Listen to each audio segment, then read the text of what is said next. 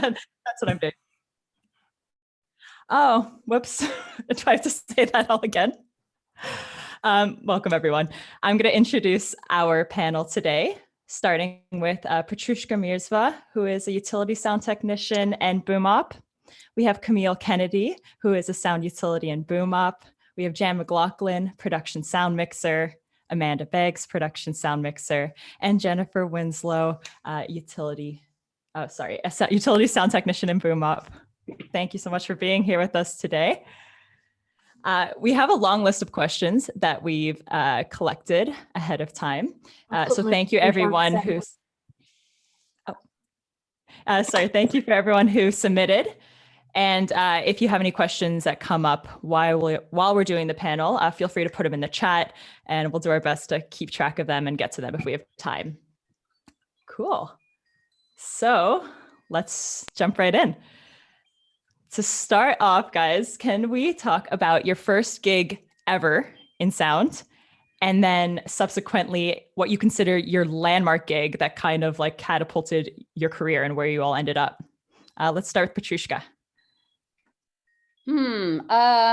First, what I consider the first job that I got because I got paid for it. It was it wasn't. It was a feature. It was shot in India and they wanted to do pickups, but they didn't want to fly everybody to India. So they settled for Kauai instead. So I was flown to shoot some waterfalls and jungles. It was very casual with the editor doing the directing. And so he'd pick us up after a really late breakfast and we'd get into a van and just travel in this gorgeous location. Then we'd shoot a little bit and, it was very easy. And there was one location where we had to go to the top of a hill. And this is where somebody has a big proclamation about what they're going to do with their life. So it was an important scene. And I thought, no problem. And radio mics at the time were pretty new. And so I put one on and didn't anticipate any problem at all, because as far as I could see, it was just forest, ocean, nobody was there. And we were having transmission problems. And I couldn't figure out what was going on, moved the antenna, did a whole bunch of stuff. And in the end, I ended up walking all the way to the top of the hill, only to see a radio station tower. So I have come to never assume. That was my first job. Camille, would you like to go? Sorry, and then are we going to come back to landmark ones? Because I have to think about that. Yeah, we'll come back to landmark. We'll start with first gigs. Yeah, I'll keep it easy. Camille, what was your first sound job ever? I was doing a movie. Is in Sudbury, Ontario, like 5 hours north of Toronto. And it was a thriller. It was the first time I've ever been a boom op. Like I've done a couple short commercials up to this point, but getting thrown right into an actual union show with such like high expectations and stuff. I tackled through it. But like it was in a little house, like it was a thriller. So lots of little rooms, having to maneuver around like the camera operators that are all way taller than I am.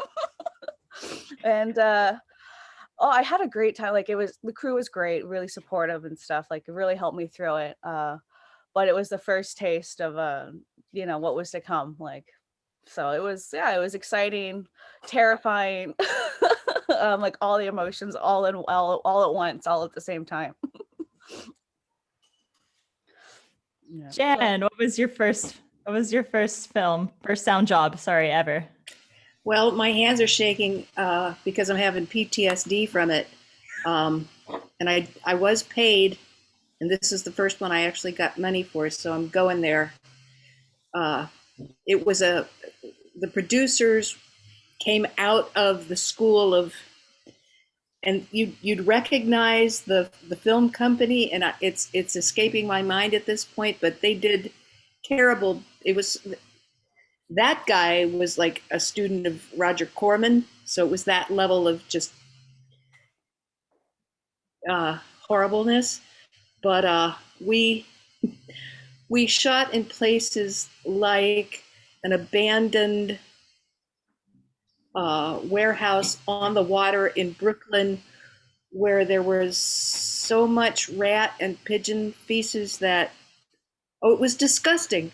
So we get down there, it's the middle of the night at one night, and I ended up getting one of the producers by the lapels of his shirt, and I shoved $20 in his pocket, and that went a ways back. That I said, you get some water or everybody's walking. Oh, it was awful, my first job. So yeah, I graduated soon after that. Ooh, I'm done. That's over. Amanda, what was your first sound gig ever? My first, I guess, sort of, real job, sort of paying job was I was going to film school in Savannah, Georgia, and was studying, sound, and knew that I wanted to be a sound mixer. And a friend of mine who had graduated a few years before me got an opportunity to be one of the sound mixers on this competition-based reality show that a lot of graduates from my college were working on. And so he called me and asked if I'd be willing to be another mixer on the show. It involved going to Costa Rica for 4 months, working on a fishing boat pretty much every day on the water, because it was a competition fishing show, sort of like Survivor meets like the Ultimate Fisherman kind of a thing. And I had 2 classes left to take. I was about to start my last quarter at college. And so my school was like nice enough to let me finish my last 2 classes online, one of them as an independent study. And I took the job, and for 4 months worked as a sound mixer, bag mixing, reality TV, following the 2 contestants on a boat directly, cabled to camera for recording, and did that for 4 months. Technically graduated from college while in Costa Rica. My mom emailed me a copy of my diploma, but that was the first job, was just this fishing reality show in Costa Rica. And last but not least, Jennifer, what was your first sound gig ever? I worked on a short for a group called the Chanticleer Discovery Program. And it was back in the 90s. And they were discovering new talent for directors. And Jessie Nelson, who's a director, and now she's very big on Broadway. She's a show writer. She writes books for shows. It was her first directing debut. And so it was called To the Moon, Alice. And most shorts are like 5 to 7 days. This was a 12-day shoot. And so the mixer asked me if I would utility, which was kind of odd because most shorts don't have a utility.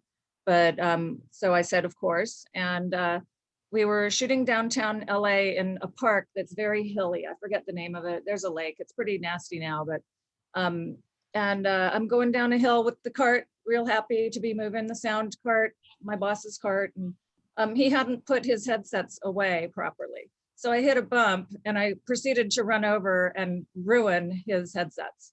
And so he starts screaming at me, "That's $100. I'm not making $100 on this film. How on earth can you cost me $100 in the first 15 minutes of the show?" So, I learned pretty quickly that you got to batten down the hatches and, watch where you're going when you're moving sound gear. It's delicate. And I have never run over a set of headsets in my history, 30 years since then. All right, now we're going to go back around and everyone tell me your landmark show that kind of put you into your relative production sound careers. Back to me, huh? I want to say Titanic. I worked on it, and that was, nothing has come close to what that environment was. There were 700 people on the crew, maybe. I'm sure over 1,000, but there was always somebody working 24/7, whether it were the model makers or the art department. And it was huge. And there was never a ship and we were never in the ocean. So I think it combined all of these amazing, talented people who brought something together that you won't see again. So that was probably a landmark. And then a couple of years ago, I got to work with Quentin Tarantino as a director on Once Upon a Time in Hollywood. And I kind of feel like that was a year when we were double nominated for sound for also our work on Ed Astra. And so that was kind of like a really nice culmination of, oh, I think, I'm there, but maybe not. But it was a good year. So landmark. And also I have to say, Jan, you're dissing my film family, Corman. I grew up starting with Corman, and we didn't have horrible shoots. I think you're thinking of Canon, in which they were horrible shoots. So I just have to like defend my time. By all means, but this guy, you know, Corman wasn't a part of this, but the guy that was running the show there, that was his claim to fame. And he was awful. Well, I'm sorry. So yeah, it's not Carmen's fault. I'm just. When I was there, which was after the Women in Prison during the Alien spinoff time, we had a 12-hour guarantee. You know, we had 12 hours, and after that, everybody would stop, and the director would ask the crew if they wanted to continue to finish a scene, and we would vote. And if it was yes, we stayed and got a cash bump. And if it was no, there was no retribution. Everybody packed up the gear and we started in the next day. So it was very tame considering what crews are going through now, where they don't stop for meals at all any day. You don't get breaks, you don't get rehearsals. I think it's kind of a Wild West thing now. And as I think back to my Corman days, it actually seems quite a bit more professional and sane. So I think that was a question. How have things changed? Night and day for me to watch it over the decades. Yeah, I totally want to dig into that because that's very intriguing. Camille, what was your landmark film in your career, or something that inspired where you ended up? Okay, so landmark, definitely I'd have to say I did a TV show called Defiance. I guess it was almost 8 years ago or so, and it was when the union let me finally into the sound department.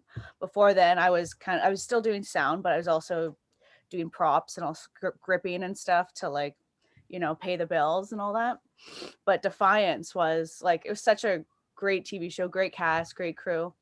But we spent a month and a half exterior night and this is in Toronto during the whole Toronto's lockdown, like extreme cold warning, like the pipes in my building burst, like everything was frozen, and we were doing night exteriors, and we had no like heating tents, nothing like that. I literally wore 2 snowsuits and I walked around in circles around the field because we're filming in a field because they wanted all this beautiful pristine snow where the aliens land and stuff.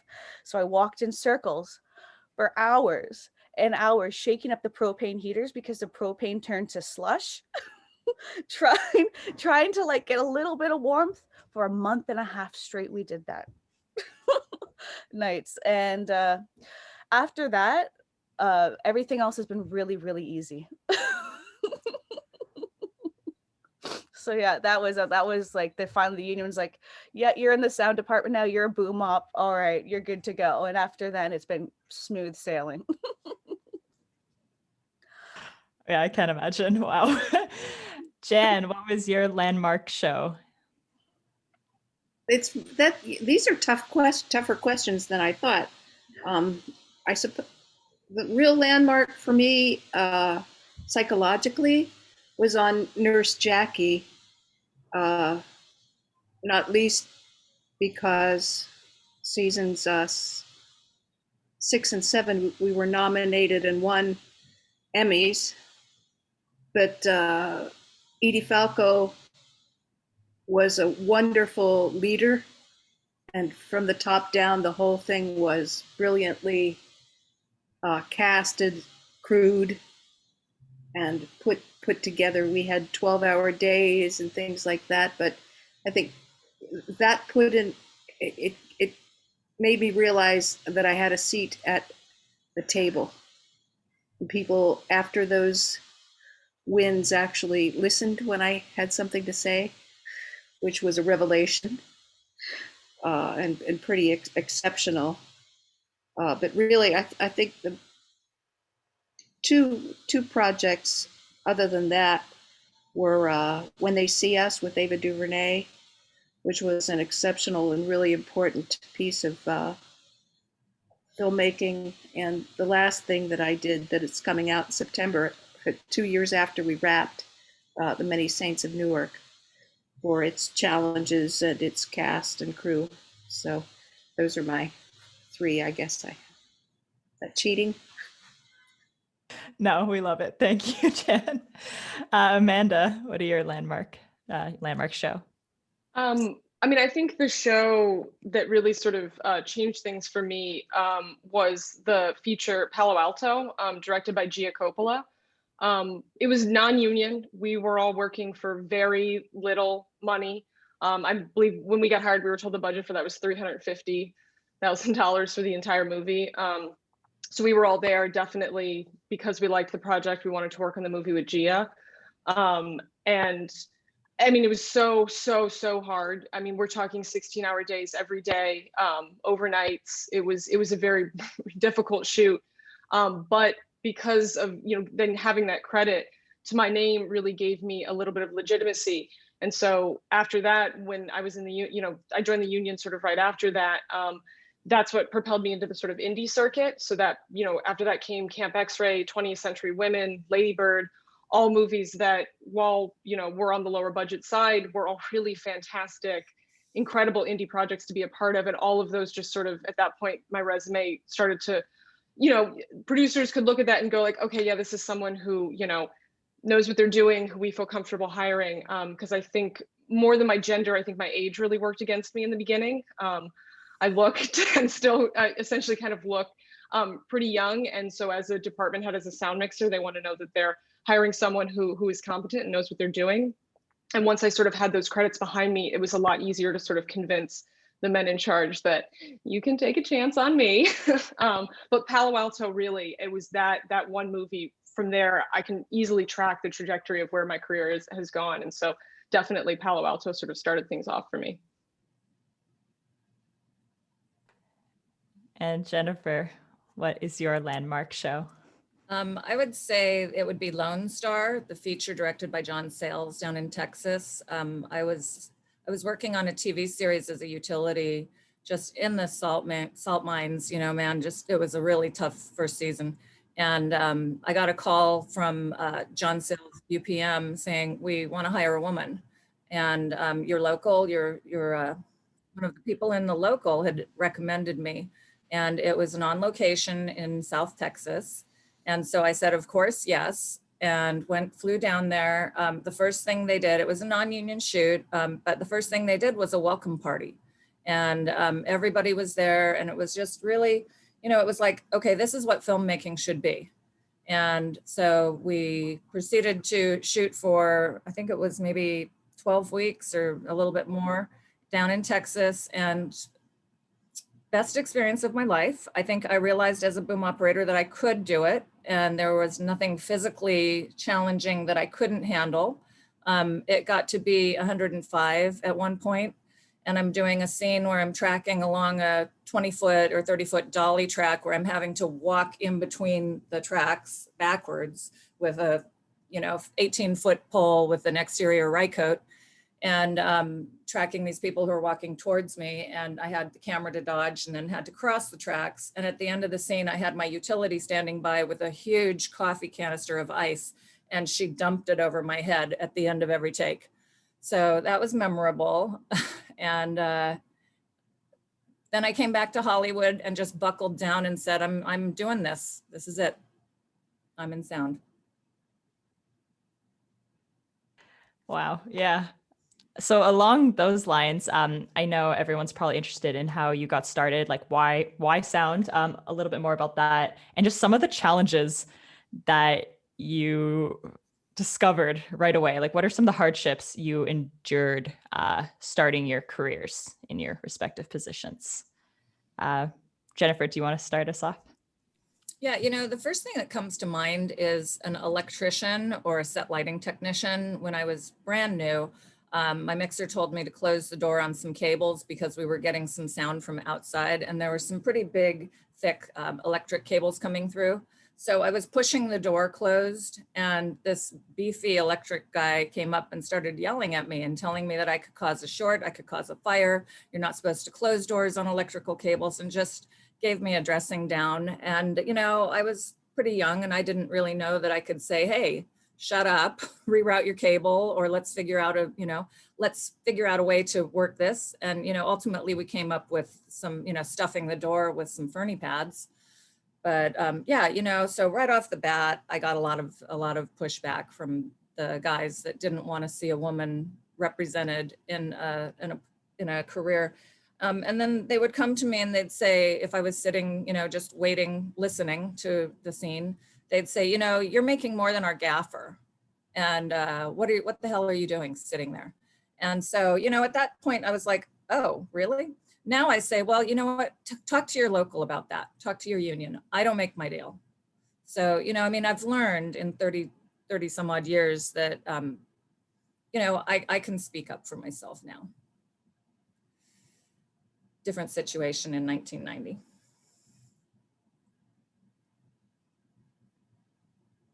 That's yeah, I'm really interested in how everything kind of changed over time, for sure.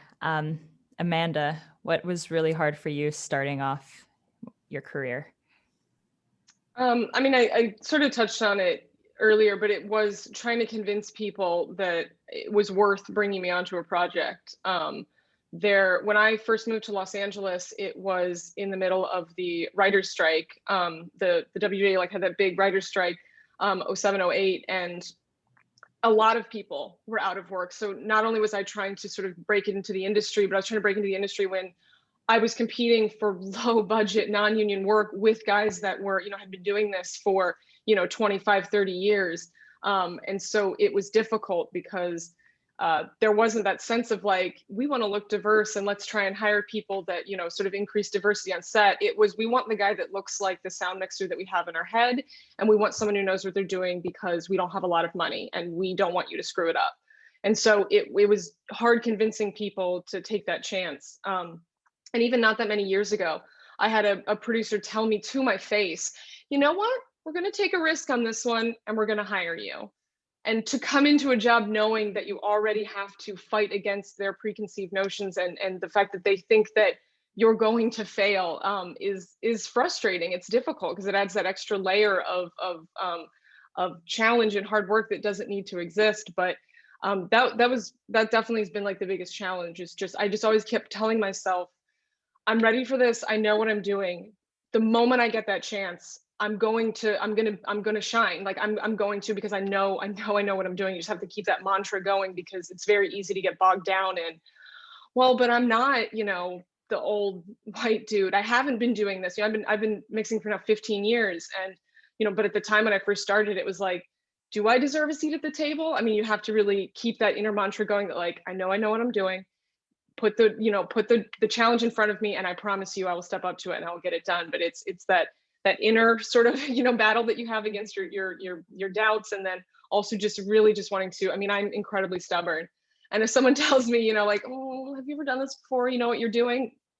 I mean, fine. Yes, I'll absolutely prove that I do, you know? So, but that definitely was still is a challenge is, you know, there's an assumption, I think, when it comes to both the gender and, like I said, for me, age, that, you know, there's no way that you've done this kind of a shot before. There's no way that you've faced this kind of a challenge. It's like, you would be surprised because you work in non-union or, you know, tier movies for long enough. Trust me, you need to find a workaround for any problem and you need to find it without a massive budget behind you. So yeah, I can rise to any occasion. But that's probably the biggest challenge. Jan, what about you? I never had any challenges. Sorry, I just tickled myself silly right there. No, everybody's saying basically what I would say, and ultimately, there were times when it never got any easier. You know, that the last thing that I did, you know, and I was very lucky, never had DPs, always DPs were respectful with me, but this last project I did, this guy, he broke me down. He literally broke me down. I tried, I have a whole room full of individuals who are brilliant at this thing, the whole politics, with whom I consulted over the course of weeks and weeks and weeks, and I just couldn't get this guy to get off my back and cut me a break. He just made my everyday working life a misery. So yes, sometimes it never goes away sometimes, And I was too tired or too old to fight anymore. I finally said, yeah. So yeah, never ends. Man, I thought it was going to be like, it's hard to build up your kit. It's hard to, yeah, you guys are breaking my heart. Well, that's the easy part. Kit is easy. I mean, easy. you have to keep up with it, and it was a constant. Every week I was studying what's new gear, how are people liking it, what's out there, what are problem solvers and stuff. No, it's the human element that will potentially wreck your day. Well, Camille, what's yours?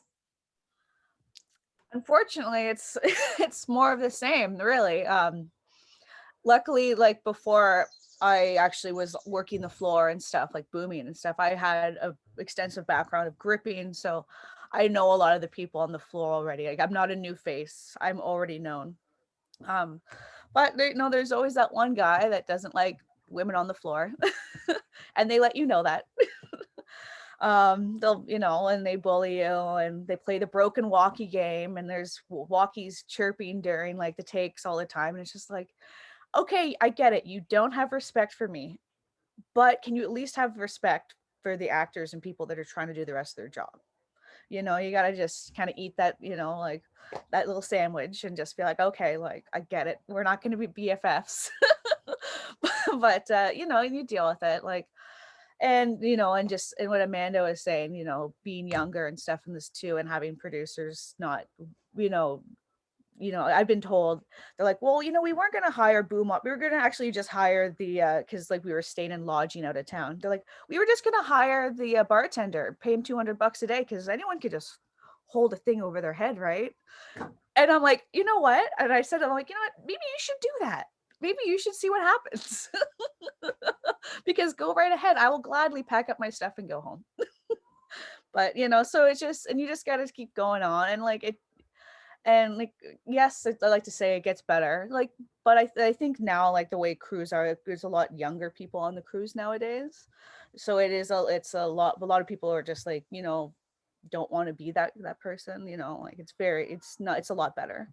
But yeah, it was definitely, there's times like, or working with, I had a mixer I worked with that was extremely not a nice person. And I had a lead actress who came up, I was Debbie Gibson. She came up to me and she's like, Camille, she's like, I only want you to wire me for the rest of the show. I don't want him to wire me. So I politely go to the mixer and say, hey, like, I'm going to do the rest of the wiring, she doesn't. And he snapped. He's like, F you, I'm the mixer. Literally pushes me aside. He's like, I'm wiring her. And I'm like, she just asked because you're a creep. And yeah, so I was like, wow, you pushed me, one. And like, two, is like, you're not listening to what the talent wants. So that was the last time I ever worked for that guy. And I was like, I told everyone about him, like, never hire him. So, there's just those little instances, but like lately, like the past few years, I haven't had too many more. Now I'm known now. People know more. They're used to seeing women on the sound department now, more women on the floor. It's not nearly as bad, I find, anyways. So yeah. And Petrushka. I have the happy story. Everybody was great in the beginning. I started pretty much with Corman. I actually came from theater and costuming. And I'm used to working Shakespeare festivals where you build costumes and you do interesting stuff. I was the boutier for the Colorado Shakespeare Festival one summer. And I did body padding. I did, Elizabethan gowns and things that really were constructing. And when I came to get my fashion degree in LA, I answered an ad on a bulletin board, work on a major motion picture. And this word I had never seen before, deferred. Okay, I will do this deferred thing, which means you're never going to see money out of this. And it was Michelle Pfeiffer's first movie. And we have some crazy stories if we ever run into each other again. And it's a whole other world. And when I graduated, I wanted to stay in LA, but theater was not as much of a happening thing as film. And so I never went to film school. So my biggest challenge was learning shooting out of sequence and all the terminology and petty cash and things, how things operated. But in terms of people were very supportive. And I have to say, people really means men. There weren't that many women on the set, and certainly not hard crew. I didn't see women grips for the first 7 years or so, and not another sound woman, although I knew one was out there.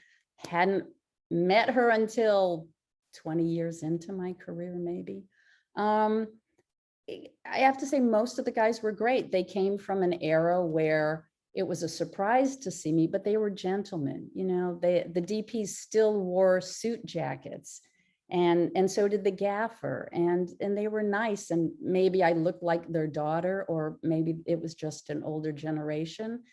They were good to me, and they helped me along the way. Except for one DP who was old, from New York, really tall, like 6'6", bald, and he had a swagger stick, and he wore these high boots because he used to be a drill sergeant. I kid you not. And his name was Duke. So I've just given you the picture. My first union feature. And I had this really easy walk back and swing the boom. It was just an effects thing of a car driving into a parking lot. And so, yes, I was young. I was in my 20s doing this union thing, and everybody else was 40s, 50s. Duke was probably in his 70s. And we rehearsed it together. I take 2 steps back, I swing the pole. It's all nice. On the first take, I take 2 steps back and I step on something. But I don't look because you don't want to break the shot. Finish my shot. I look, there's Duke right behind me, and I'm stepping on his really polished boots. And then he kind of made a nasty comment about it. And I was nervous, and I really wanted this to go well. So after about 2 weeks of him snarky and disagreeable, it was too much pressure, to be honest. And I just said, I am going to be second guessing myself. And so I decided to not pay attention to him. And I talked to the operator and the first AC, and I'm like, we all worked along great. It was some pretty difficult moves for one scene where it looked like there was a shadow. This woman character starts on one side of the room and she's hunting for something. So she goes to the dresser, to her nightstand, and all these other places. And it was lit in a crazy way so that there was always a shadow. And so the way that we worked it out, and this is something that other departments, for some reason, they feel very comfortable offering an opinion about how you should do your job. So I think you should get prepared for that, and you should have some answers. That was something that surprised me. So we did the first, was it a rehearsal? Was it a take? It's probably a rehearsal with Rod. And there were shadows. Everybody started offering me advice, and I couldn't work with the operator. And I went to the director, bless his heart, big time director. And I said, could you just have everybody be quiet? I need to work this out with the operator. And I went to every position and I found a top frame. This is before monitors. And I said, okay, we went through it. People saw shadows everywhere, but it wasn't in the frame. We had a great operator. I miss the older guys who are that good and worked with you. And so after that, Duke shut up, and I just ignored him for till the end of the show. And I heard the extras coordinator come over and complain. Duke is always saying, why can't you be more like Petrushka? Which floored me because I didn't even talk to him, not even look at him. And I thought, there are some people, and thank goodness, you know, I think I said something like, well, he's older and he'll die first or something like that. But you move on. You just can't let those kinds of things get to you. There will be people that will bully. I really haven't had that many. Teamsters are nice. You know, you kind of, you know, on a film, it's really about the people and the relationship. You're in the arts. You have to understand there's this wide range of personalities, and you never know what you're getting. And so one of the skills you need, whichever department you're in, whichever craft, is really how to very quickly analyze who you're dealing with and how they respond. And then you need to color your answers and your interchanges in a way that they are most receptive. So it's in my book, but it's you learn that. I wish somebody had told me that in the beginning, that it's more about the people than the microphone or the rake, you know. Those are the important things. Thank you all. Can we talk about building up a kit in the beginning? I guess it's common to start with no money, and then you got to go in there and build up a kit. Is it common to like share with other location sound people? How do you go about that? Whoever wants to jump in. I Well, was for very- sure, I'm Take it. sorry. No, go. For sure, my early mentors lent me gear. And I think these days people are skipping what I found to be a really important step, which was getting on set with other people who were mixing. And that required a little bit of finessing, but you know, the whole shadow thing has kind of gone a weird way with the pandemic and stuff. But I shadowed a bunch of different people, and then eventually worked for them. And they definitely shared stuff. And I didn't start getting gear until I started getting work, and also having been burned with renting stuff, that even though I tested it out at the rental house, then I'd get it on set with all the bumping or whatever travel, then it wouldn't work. And I'm like, I'm not doing that anymore. I'm gonna own that piece of gear. So it just sort of layer piece by piece. The jobs tell you what you need, in my opinion. So that's my. I agree. Yeah, I was gonna say mine was definitely the piece by piece, realizing what I needed as I booked more work, and definitely shared with another friend, the same friend we went on that show in Costa Rica.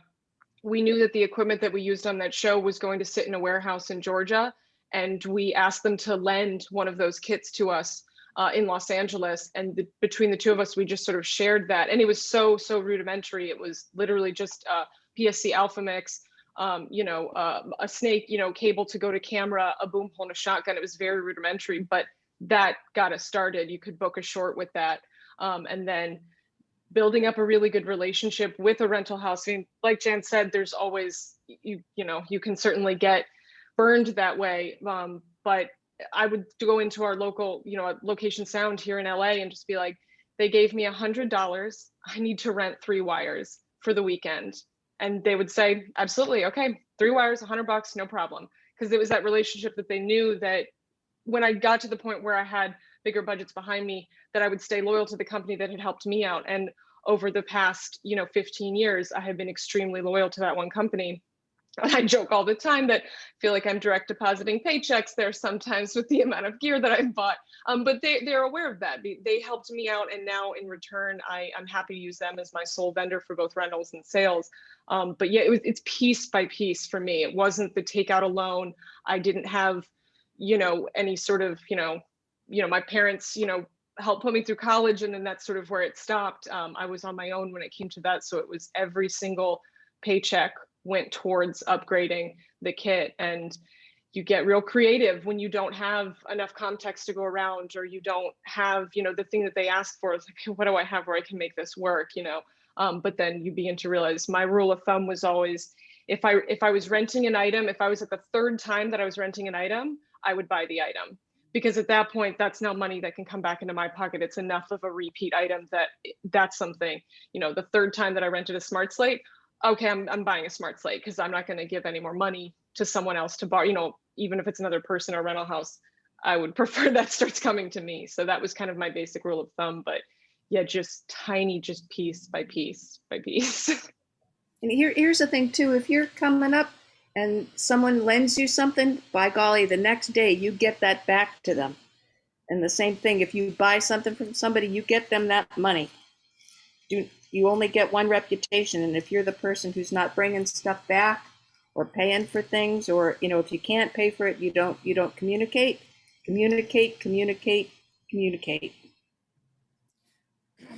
As a boom operator, I learned very early that you should show up to your, if it's your first job, bring a set of headsets and make sure you have the correct adapter to plug into, you know, the IFB or Comtex, whatever listening device. At that time, it was a duplex cable. So make sure that you have headsets. And then if you plan to work as a boom operator, buy a boom. You can get a boom for $400 at one of the houses on one of the rental places on consignment for $400. It might not be your boom pole of life, but get a boom pole. And then as a utility, I've built the little stuff, and I've talked to mixers over the years, and they say the big stuff is important, but having all the little stuff like the wiring GAC, and having, you know, pouches to put your radio mics in, and, you know, having different sizes for different actors of belts and thigh packs and ankle straps. So as a utility, I'm building that up. And then when I do decide to jump to mixing, I've looked at the 633, I've played with that, which is a recorder. It's a mixer recorder by Sound Devices. And the next job I have, the mixer wants me to learn the Scorpio.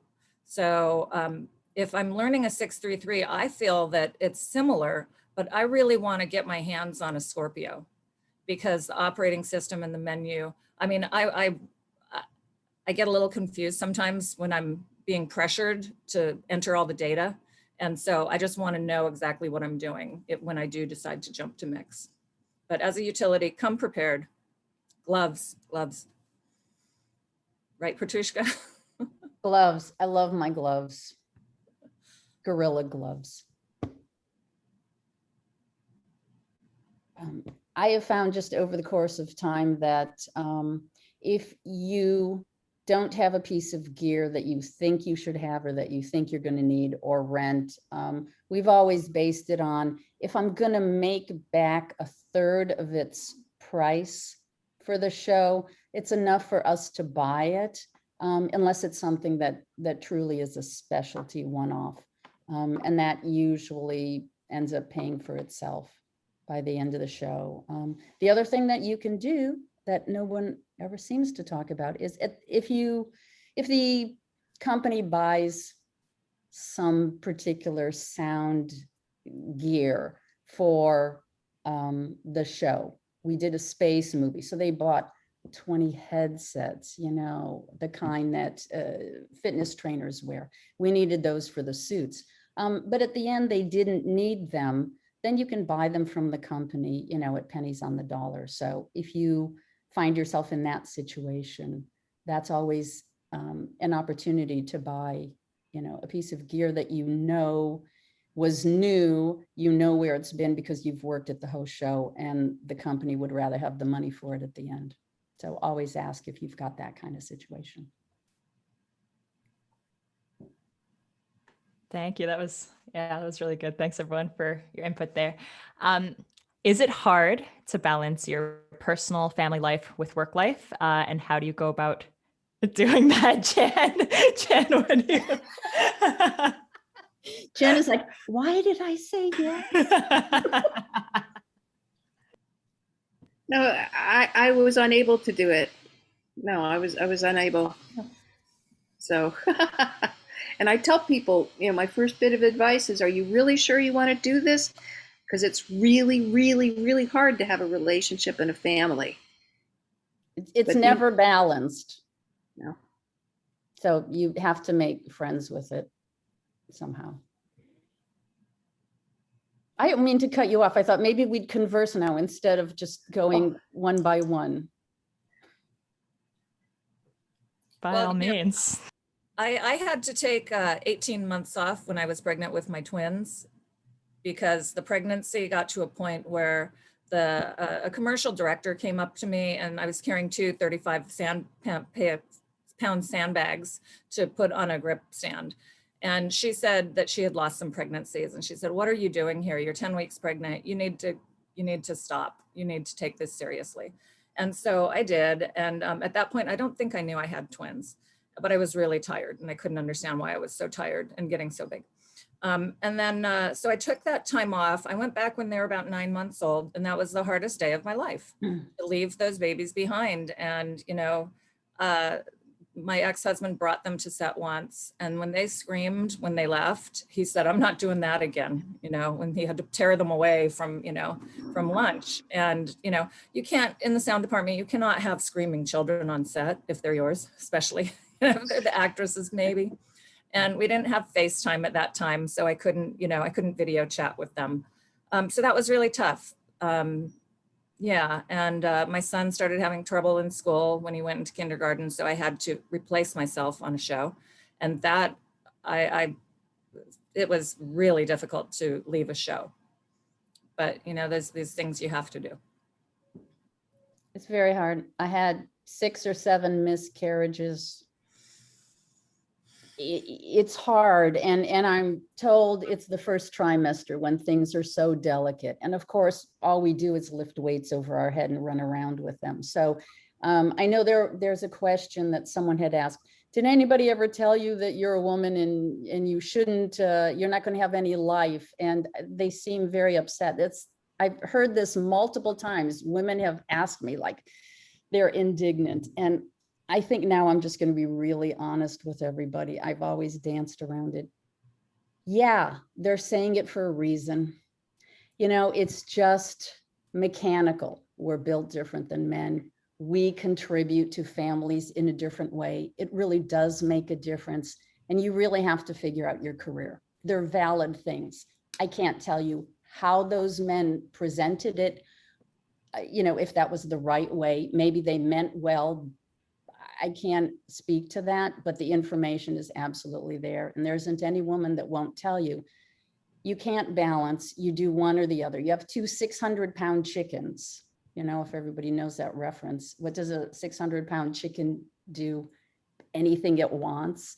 It's too big for you to think you can balance. You can do some things intensely and then you do other things intensely. So I know somebody now, we tried to get her on the show because I needed to replace myself, and the mixer really wanted her. She's pregnant. She doesn't want to tell anybody because she doesn't want it to affect her career, which is understandable. The upside is that more men who are in sound are now of another generation. They've gone to university. They're a little more educated and a little more accepting of women working. So they're more open to trying figuring out something, but I don't know anybody who balances it. There will always be stories about women producers who have a playpen in the office. Well, that's really nice for you, but until you're offering it to women on the crew, ...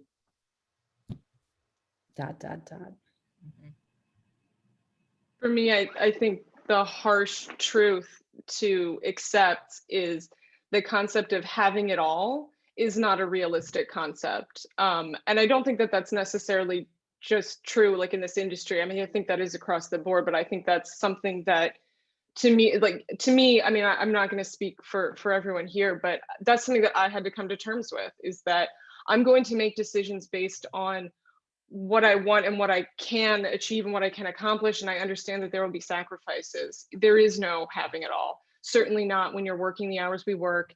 If you want to be able to travel, if you're on distant location jobs, then you either choose to push back having children, like I've chosen to do, is to not make that a priority in my life. I may get to the point where I pass that window and it becomes no longer an option for me. I've made that decision and I'm okay with it.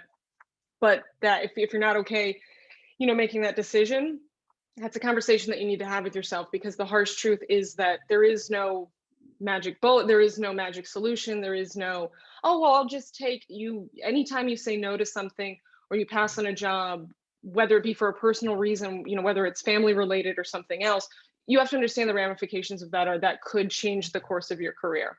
And that's a personal choice you have to make. But I think it really sucks to say, but there is no, like Patricia's saying, the balance doesn't exist because that's just the way that the world works. And that's specifically our industry does not accommodate. Maybe things are already getting better. I am hopeful that things will continue to change in a way where people are more accepting of, hey, we'd like to have some semblance of a life outside of the time that we give to this job. But just, you have to be realistic with yourself and be honest with the fact that, like, if you want to have a child, this is the possible outcome, and are you okay with that? And you have to make a decision based on that. But yeah, that was something that I had to look in the mirror and just be like, okay, yeah, you're gonna have to, there are things that you're not gonna get to experience in this world. What is more important to you? And those are my personal, decisions that have been based on that. But yeah, that's the unfortunate truth, I think.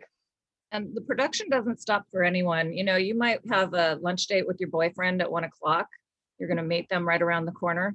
And then they decide to push the scene and keep going. And, you get meal penalty. And so your boyfriend is sitting there waiting for you until 1:30, till 2 o'clock sometimes. So, it's really unpredictable. You just don't know, or your girlfriend or your friend or your whoever, Babysitter. Okay. Yeah. You can't.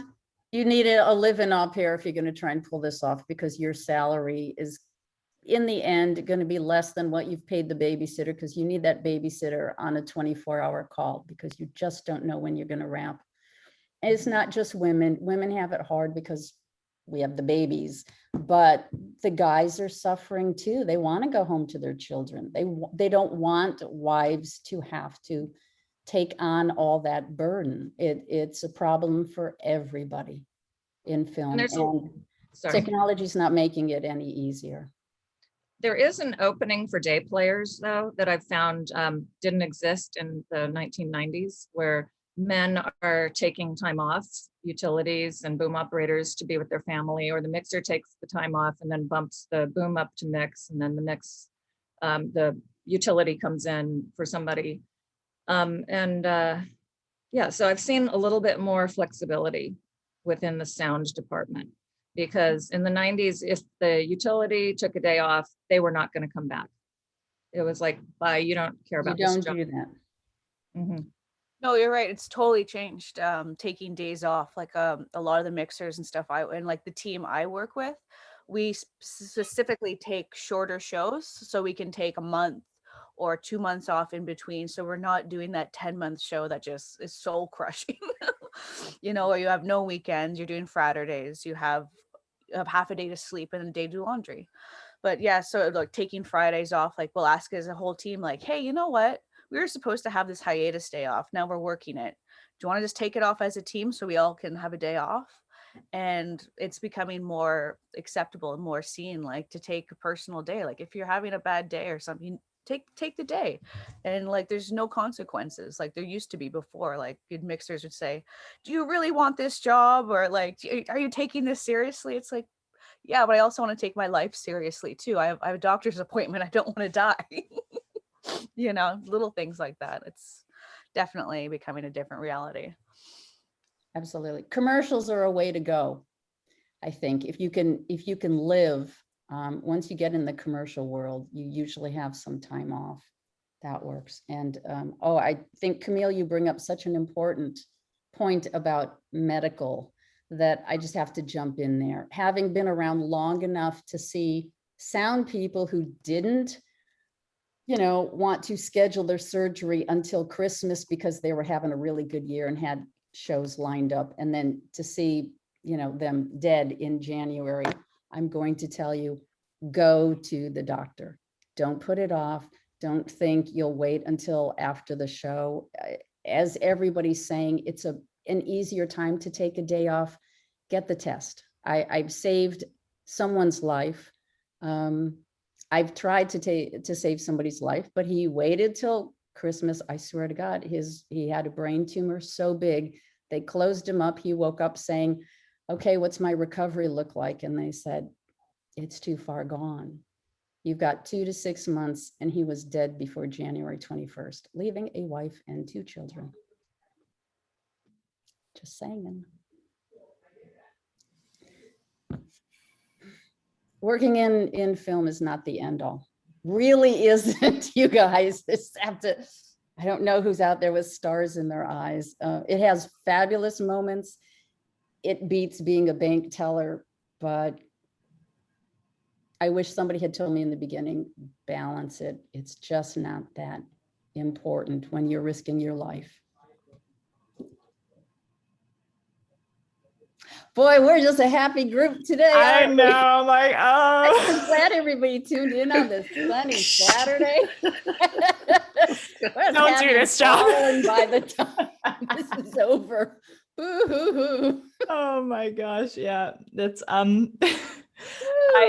this is really great, and I appreciate everyone's honesty. Yeah, no, it's really, it's good. I think everyone is here for it. Lisa loves the honesty. You. Well, you came to the right place. We've got it. This is the bunch. I'm like, we're like not getting through this list. I'm gonna start like smushing questions together. We were getting through the list. Did anybody ever tell you that, you know, you can't have a family, a balanced life? Yes, we're all telling you. It's true. Yeah. We could just zip through these questions. We're gonna zip. Somebody looking to transition from OMB work to working as a utility or boom op. Antoinette, I don't know if you're out there or not. Yeah, great question. You've got some terrific skills as an OMB because you're doing it all. So like with any other job, tell people what your strengths are. You know how to work the gear. Mixers love utilities. Who can let them go to the honey wagon without having to hurry back before the set, you know, starts up again. So stress the things you know. Do the, you know, always be learning and finding your gaps. And then there's my sound book, which I wrote, that really tells you a lot about prepping. Prep is a huge part of a UST's work. And so you should really understand what you'll be doing before the show starts.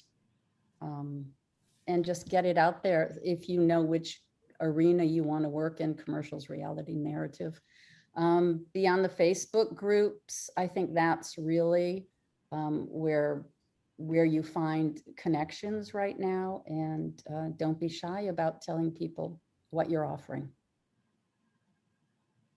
Yeah, there was a lot of people asking about transitioning from different careers into film. So that I think really is good, just to emphasize. I have a great story for, on Hateful Eight. It's a story that takes place up on a mountain. It really was. It was cold. It was dangerous. People had canned air, and it takes weeks to get acclimated to that kind of environment. And the trucks were going to be parked far away from the set. So it made for a very physically challenging show. And there were positions available. So of course, hundreds of people applied to work on a Quentin Tarantino movie. And we needed a sound person. And I was in charge of choosing the person. And out of many, many, many, many applications, we hired Kira Westman. And her resume was nothing to write home about. You know, oh, I'm working as a director. I've done a few things, and I'm working on this film festival. And I said, Quentin Tarantino's the director. We really don't need another one. Thank you very much. You have to understand who you're speaking to. So the reason she got chosen over everybody else, aside from the fact she seemed to have a good attitude and she was willing to be open to things, is that she was on the competitive ski team in the 10th and 11th grade. What does that have to do with film? If you think about it practically, I needed somebody who could hump their way through the snow and not pass out holding gear, because they were going to be running back and forth to the trucks, which were nowhere near. So in my mind, that made her capable of a skill that I needed. Not that somebody went to film college, or not that they, whatever they did. And she was great. And she borrowed her mom's snowshoes. I said, get ready. You have no idea what you're going to be doing. And the first day she had a pickaxe and she was hacking a channel to get to minis so that we could hide cable, you know, and she said, I didn't think this was sound. I'm like, oh, you'll be surprised.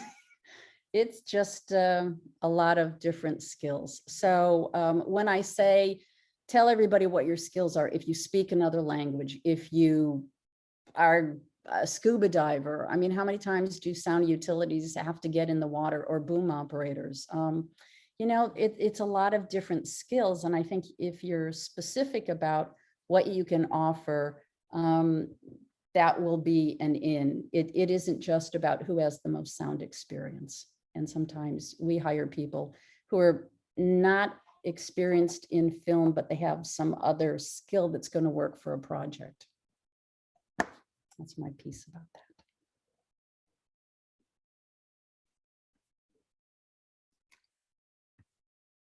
Oh, it's really quiet. Sorry, I know Zoom. I'm just checking, am I on mute the whole time and everybody's just being pulled? Can we talk about other departments? How can other departments help the sound department on set? Every way. Yeah. I hate that question. I hate that it's helping the sound department. I don't know, it just strikes me wrongly after all these years. It's how can you support the project? And I think every department has that responsibility. So you know, I'm going to get paid whether the door's open or closed and you run your 2-watt through it. I'm going to, if everybody's walkie is on or they're doing something on their cell phones or making noise, we're all going to get paid either way, but it's very disrespectful. As somebody said earlier, it's disrespectful to actors, to directors, to the rest of the crew. And so I hate to couch it in terms of how to help the sound department. But if you wanted to help the sound department, just do what the sound department does and what everybody else does. Look out for everybody. If you see a dangerous situation, point it out. If somebody's moving a light stand and it's a little top heavy and it starts to go, grab the thing. You know, you do what makes sense. You try and keep everybody safe, and be nice. I think one of the really good points, Patricia, and one of the things that I think really helps is if you have the brain space to know what everybody's jobs are, I mean, deeply. And that took me a really long time to learn because I wasn't raised on a film set, but to know in depth what each job consists of so that you would go to the proper person if you have an issue. Is that a prop or is that wardrobe? Which is a big thing in New York. It's a little different in New York than in LA. But I would say really spend a lot of time knowing your colleagues' jobs in depth. And the colleagues should also know our jobs, but we're a little bit of a mystery, I admit, to I think a lot of people, not just other crew, but human beings generally have no idea what we do. It's a problem, so we have to educate more. It's a problem and a power. And when it comes to wiring your actors or actresses, I'd say that your best ally is the costume department and the on-set costumer. And, you know, you have to really respect their fabrics and their costumes. And if they're wearing white, make sure you say, I can't adjust that right now because I was just running some cable. I haven't had time to wash my hands. Would you please make that adjustment on that white blouse?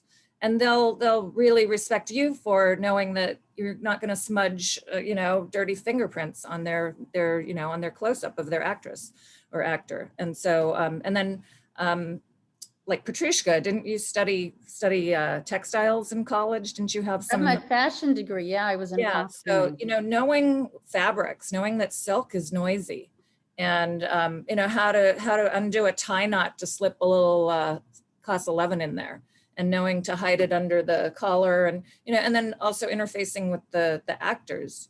Sometimes it's very awkward when you have to, I use a bullet to drop a lav mic down someone's shirt instead of reaching up their top.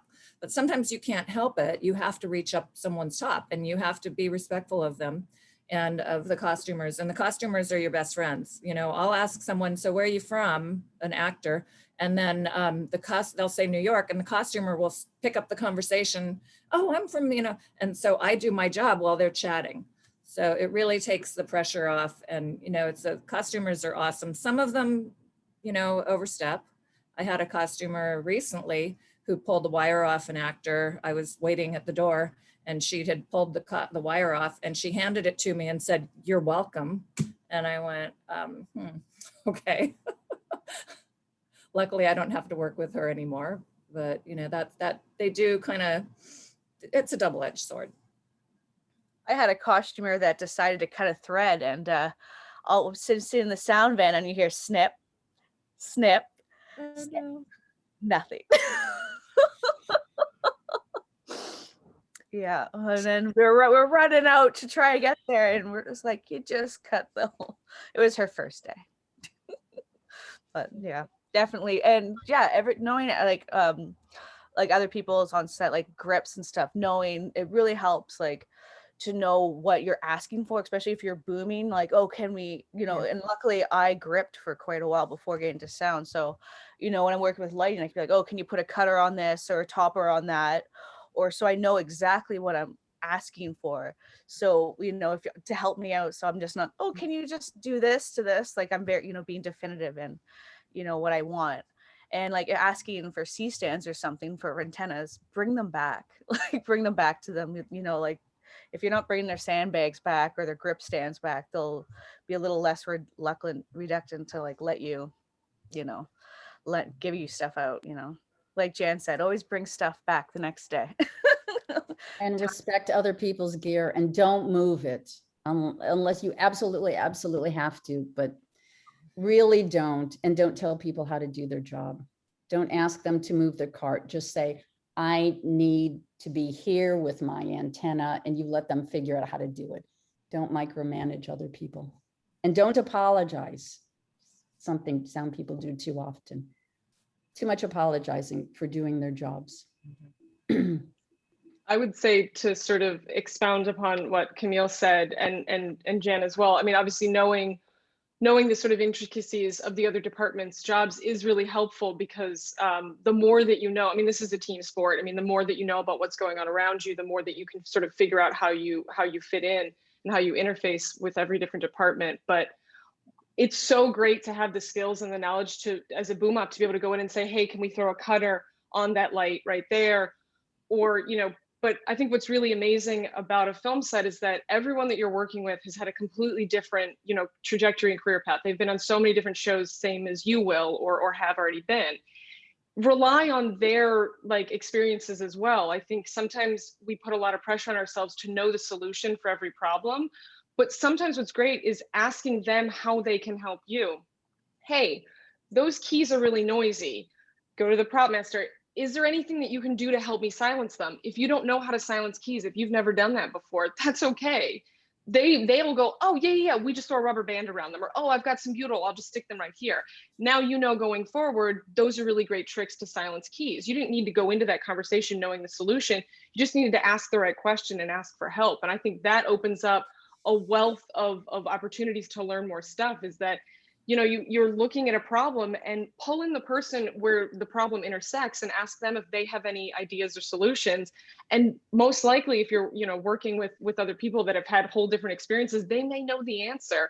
And that's what's great, is that you don't have to know the answer to everything. I don't know how to make this more quiet, but maybe that person does, even if they're not in the sound department. I learned an amazing trick from a props department. When you have actors putting plates and dishes down on a table, they make a lot of noise. And if it has to happen, it has to happen in the shot. And normally we've got foot foam, we've got different things that we can put on the bottom of plates. When they set them down, they're quiet. But if you pick up anything, you can see foot foam on the bottom, it's a problem. And I had a prop girl, a prop assistant prop master, tell me once, she was like, oh, we use hot glue. it's clear. It's essentially it softens the bottom of the plate. If you see him pick it up, the camera won't necessarily see it. I had never even thought of using that. And now I carry hot glue sticks and a hot glue gun in my kit. I mean, that's just from sharing, that was not a sound person that gave me that tip. So I think that's the thing, is like, know that sometimes just by asking the question or asking for help, you could end up with so much more awesome information than you knew. So don't think you have to necessarily know the specific solution to every problem, because someone else may know it, even if they're not in sound.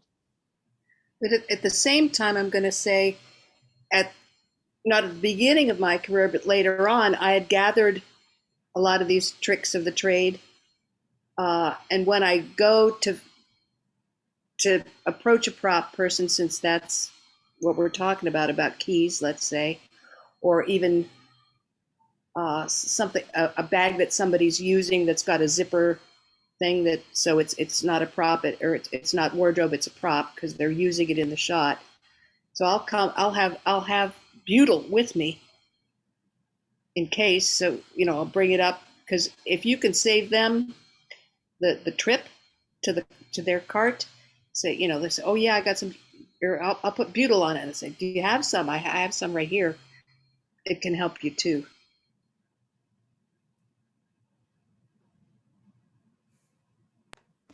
Can we talk about your relationship with post audio? Like, how often do you communicate with post-production before, during, after production, and what are the benefits of your work in that communication? Specifically, do you talk to like the supervising sound editor? Is that common? How do those interactions go?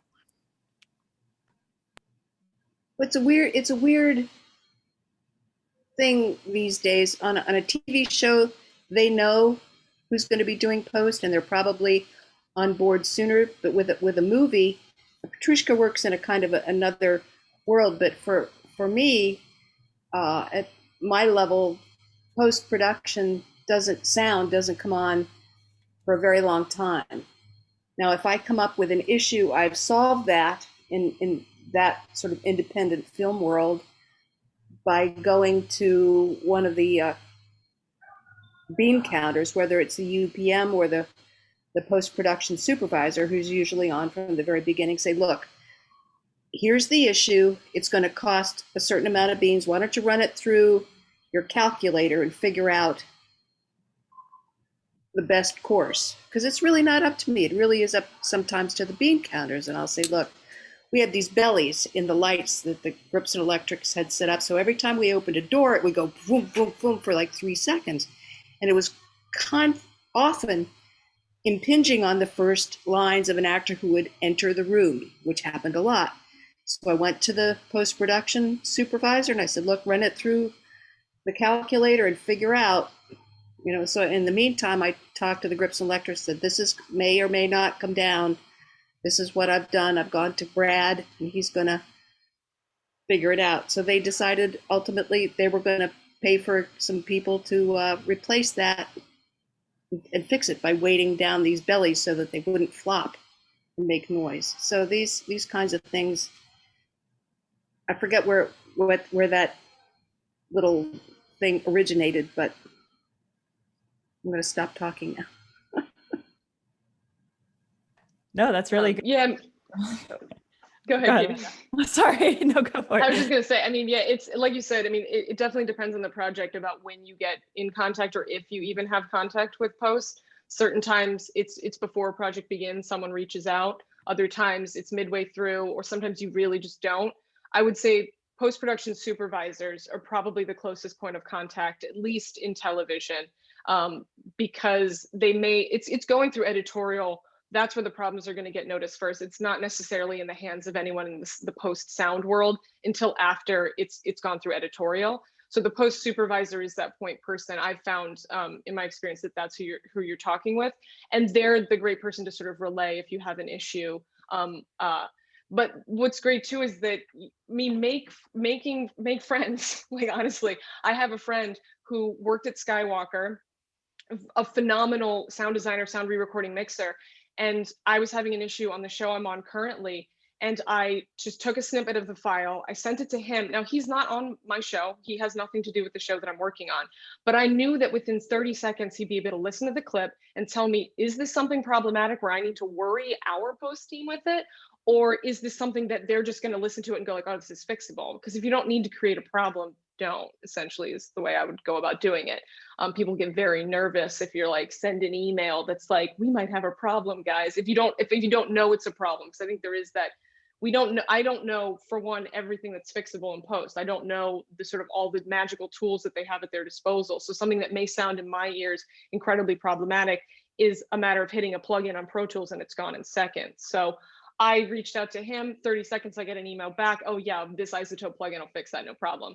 Cool, no need for me to even touch our post department. But that's because over the years I've built these relationships. I've realized that it's advantageous to have people in all sort of walks of life in film, both in production and in post.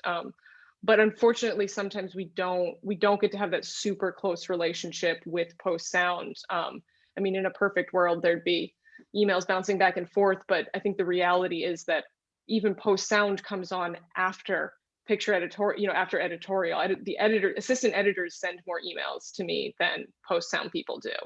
They're the ones going, hey, can we get that wild line? Or hey, did you get room tone? Or I can hear really heavy, background noise on this one. You guys are going back to location. Can you fix that? That's usually not sound people that are emailing me, to be quite honest. It's usually assistant editors. But if you don't have those contacts early on in your career, the post supervisor is a person that can, they have the option of putting somebody on payroll for a day to take a listen to it. And you'll know whether or not that is a possibility or is something that should be listened to by a professional ear. And you can call those backup troops in if you wish.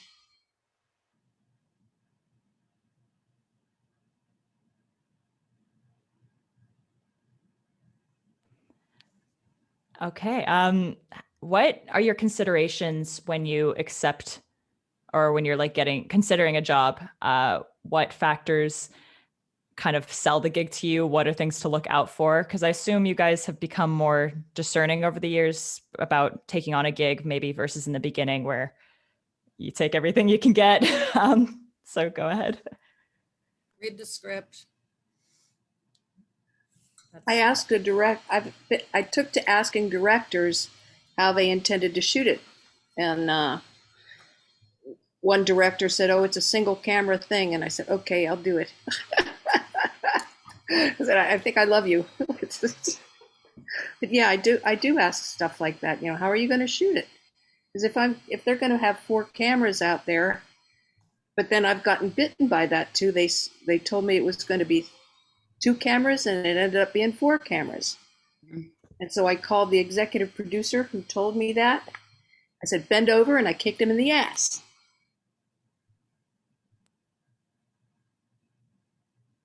I think some questions to ask are the name of the production company, who the principals are who are involved, the director, people that you can IMDb, or if you've got some experience under your belt, you start asking, you look at their credits and see, do you have any friends who have worked on those shows, to get a reality check, because you aren't always told how things are going to come down. And there are so many producers on projects these days that it can start going one way. Maybe it will start a single camera.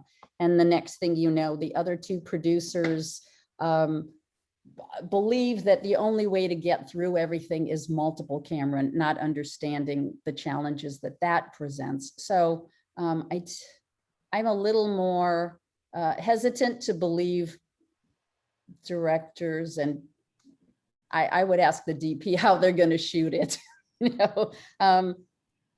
If you can get a hold of the script, a lot of times these days you can't because of NDAs, non-disclosure agreements. So look at the principals. Are they paying the bills? Are they legitimate? Who are the principals, the actor? There's going to be a difference in budget and attitude on the set, whether some big name actor is coming in for a cameo or whether they're the star of the show. So you start watching people, you know, the DP, how much experience has the DP had, has the director had, the mixer, if you're not the mixer, you kind of look at the principal people and get an idea, the production staff, you know, I'm going on to a show, I think we're still negotiating that. It's going to be a very big movie. And I'm surprised that the production people have only done a handful, and I mean less than 5 little movies. And they're not understanding. It's a very sound intensive job. And I am not confident that they know what they're getting into. And I don't think they've budgeted money and time properly. So those are things after you get some experience, you'll start to look, and those are potential red flags. Also, you look at stunts, who's doing your stunts, film sets are an industrial work site. Even on the best days of 2 people talking in a room, things can go wrong and you could get hurt. So you really want to know that if it's a horror movie with stunts and rain and other things, that the people who are managing those effects, the gas lines, the flaming gas cans in the air, you know, things that may potentially affect you, that you've got people experienced in those positions. Those are my questions. I mean, then there's a whole lot more. Yeah, then there's also, are you shooting out of town? Are they going to put you up somewhere? Like what kind of like locations are you like going to be at? Like our team are always like, is it going to be a lot prefer like nights? Is it a, you know, are you going to be spending your whole summer outside at night? Is the studio like I'm based in Toronto, and there's studios all over the city, and like where I live, sometimes some of the studios are an hour and a half from our residence. So like, and we all live kind of in the same area. So it's like, well, are you going to take this show? Like, do you want to spend 3 hours of our day commuting every day? You know, like those are other questions we kind of consider before we take shows like that. And also evaluating, okay, you've got a 40-day schedule. And if you read the script and you say, how in the world, I don't think they could do this in 40 days. So that's one of my questions to an executive producer. So what's your plan to be able to finish this on time? And if they don't have a plan, I'm like,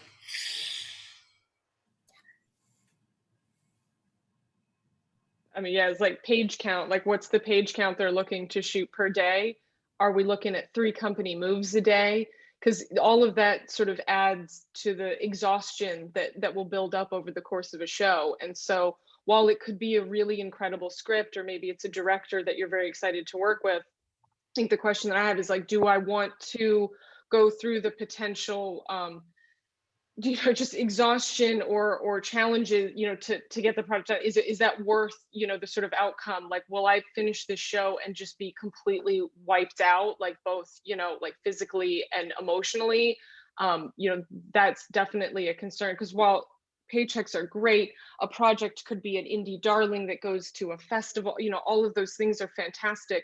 But not if it's taking a sort of physical and mental toll. And if you're looking at 14 pages a day with 3 company moves, you have to ask yourself, is that credit worth what it's going to take to get that on my resume? I think that for me is definitely something I have to ask myself. And is there enough money in the budget of your department to bring the resources needed for that? Or are you going to end up bearing the brunt of it? It's a great question and answer, Amanda. And don't count on the production people to know the answers to that. You're fooling yourself. Jennifer, what do you look for when you say you read the script? What are the factors embedded there? You're muted. What I like to look for is the scenes, the individual scenes. How many pages are they? Does it look like it's going to be boomable, or will it be radio mics? How many people are in the scene? What's the location? Is it day, night? And so that's something that's very important for me, because I don't want to be hung out as a second boom operator for a 12-page scene. Another thing is I ask around if it's a new mixer that I've never worked with. I ask my friends in the sound community, who is this person? I IMDb them, and and we're a very small community, so people know if there's a nightmare mixer. And there are a few that I choose not to work with unless the plumbing goes out or I need a new car. So those are then maybe those are maybes, but usually I'm very lucky that I have a choice to work with good people. I will say, I get calls often, and I make these same calls that you just talked about, Jennifer, about certain people, and you owe it to yourself and our community to be honest in your evaluations of people that you're asked about. Because if you say, "Oh, this person's great," and they go out and they can't do another mixer learns they can't do the job, it's like, no, I look bad for the bad recommendation. So it's a very important thing to remember, to be honest. Yeah, when I have to replace myself, I always try to get someone that's just about as good as me. But not too good. So they miss you. I also ask about how many camera packages. That's become a thing in recent years, and that's going to tell you a lot about, if you see 14 grips and 13 electricians and you've got 8 people in camera and they don't want to give you a utility person in sound, you have a really good understanding of what their understanding about how to make a film is. And then it could just be a fight the whole time, and you'll always be behind. It's a terrible feeling that you always have to run on a set, which you shouldn't do, but you're running, pushing heavy carts, and accidents can happen. It's just, I can see the writing on that wall.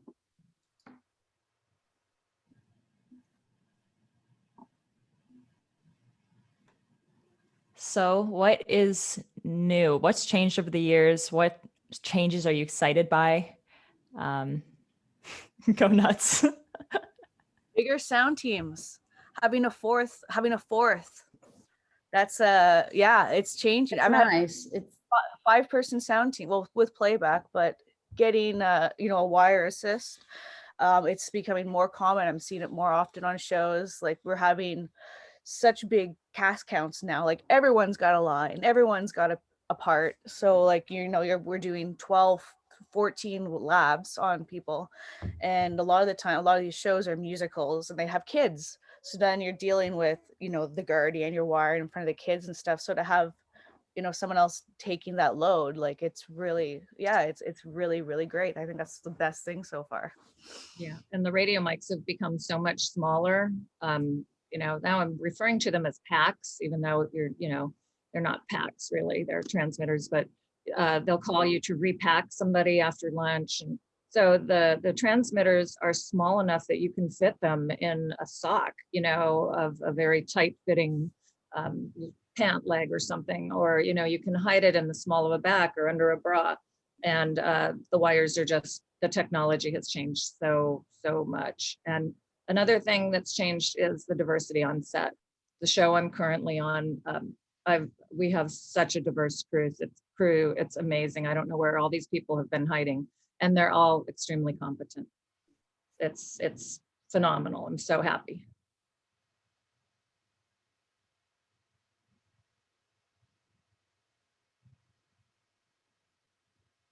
Am I in a time warp? Oh, Amanda, what excites you about what's changing? I mean, definitely the increase in personnel. The 4-person sound crew is just a dream. I mean, coming from whether, one-man banding it to a 2-person team, and then like the game changer that was having a 3rd, I mean, and now to a 4th, it's like this incredible, yeah, like, just like, it's amazing. And so that is really incredible. It's funny, the one thing, this won't necessarily I don't know if this is like a positive or a negative thing, but I was having a conversation with with a fellow mixer about a specific thing that has really changed. And it's going to sound kind of negative, I guess, but I think that it's important to note is that as a sound mixer, and I'm sure you guys, working as like boom and utility have most likely noticed this on the shows you work in as well. You kind of have to come prepared with 2 sound packages now. You need your main mix cart, and then you need an ability to go mobile. And because not only is it process trailer, but maybe we're throwing one of the cameras, one of the 6 bodies that we have on the show, we're throwing that into a pass van. It's going to go down the street. It's going to shoot this quick walk and talk before the sun sets. Now, if you have to help your mixer or me as a mixer load my cart into a stake bed, ratchet strap it down, get down to the location, figure out where power is, lights, the sun's already set and you missed the scene. The scene didn't happen. It was MOS. They'll just figure it out in post. That you have to come with 2 packages now. Like I said, it's not necessarily that this is like a great thing that's happened about the industry, but I think it's important to note that is how things are filmed now. Not just low budget indie movies without permits, but massive big budget tentpole movies, episodic television shows that are millions of dollars per episode. I mean, that is how things are shot now, because like Petrushka mentioned, your camera package most likely is multiple camera bodies. Now, it may be shot like a single camera or just with 2 camera coverage, but they've got 4 other bodies prepped and ready to go that can go out into handheld mode, into Steadicam. This one's ready on the jib. They're already several steps ahead of you in the camera department because of the fact that they can multiply the gear that they have. And so as the sound department, unfortunately, whatever it is, you also have to multiply. And that means having multiple rigs.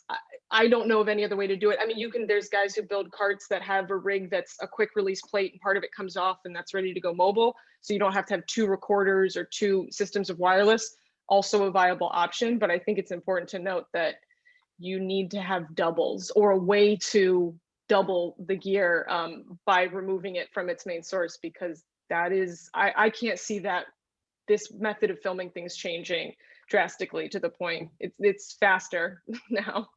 What I learned late in my career is this kind of stuff started happening was to be able to extrapolate from a schedule to say, you know what, on this day, I could just tell, knowing the production, we're going to need an extra guy, an extra person to go forward and do the pre-rig on the cab and to get that extra staffing to be aware when you've got a schedule in front of you and looking forward for your week. You know what, this is going to be that day we're going to need extra human power. Prep. I mean, that's it. It's read My that favorite schedule. No one's going to 4-letter. hand you, no one's going to hand you, hey, you're going to need to have an extra guy this day, or you should think about the fact that we're going to be under the, like, you need to figure that out for yourself. You need to get really good at looking at a 1-line and reading between, like a 1-line schedule and reading between the lines on that. Absolutely, Jan. Prep is my favorite 4-letter word. Can't do it enough. But also, I think as a mixer, as a responsible mixer, you probably still want to have doubles on your most important pieces, on your recorder mixers, because you never want to go down and not have a backup. That is one sure way to never get asked back. So I'm not so sure it's a negative, because I think this way, now that they know it needs to be there for fast rigs or bag rigs, you pretty much can put it on rental, whereas you used to have to buy it and just have it there waiting in case of. So now you can bill for it.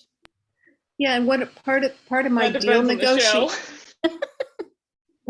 negotiations are that you get 1 recorder a day in this thing, and which leaves it open for, okay, now we have to prep this thing, so now I get a whole other package rental. They get another package, doubling the kit. I love the look on producers' faces when you point that out to them, that it's like, wait, what's this line item for mobile rig? What does that charge? You're like, oh yeah, we were using 2 different sound rigs that day. That was in my initial email to you of list of additionals. It was listed, like you agreed to it. So yeah, I'm going to charge you for it. But we only used it for 1 scene. Doesn't matter. It still got used. They always ask, do you need that piece of gear? And I have an answer for that. It took a few years, so I wish somebody had given it to me early. Well, are we going to use a 35 millimeter lens? Nobody can answer that question. Stops them dead every time. Yeah, you tell me we're not using a 75. Yeah, no problem. I can put that away. I never got any pushback for the second kit rental. Never.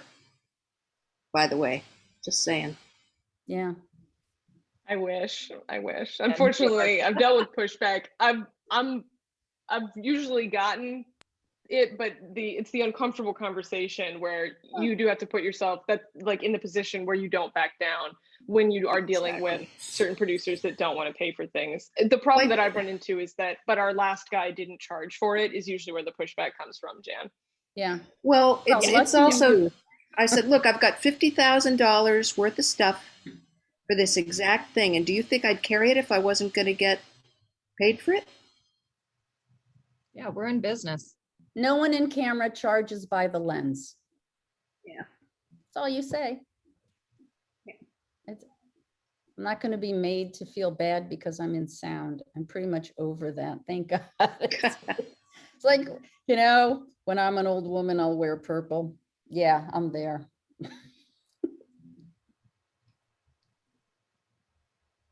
So there's a lot of people seeking your advice. I have like a million little questions looking for different types of advice. I'm sure everyone's gotten so much out of everything that's been said so far. Can we talk a bit about self-care? Someone asked in the chat about like, how do you deal with lack of sleep for not being on a regular rhythm? How do you deal with a long day of shoot? How do you just stay healthy and well in your mind as well? I have a virtual voodoo doll. I only use it when I really need it. I'm just going to throw out one-liners. If you're tired, don't drive. I'm sure we all know people who have either died or nearly, or we've crashed cars. It happens. It's so, you just don't know it's happening to you because you don't have all your cognitive sense about you. So at least in the States, it's a thing that the production has to offer you a room, even if it's inconvenient. Take it. You don't have to sleep there all night, but don't start out.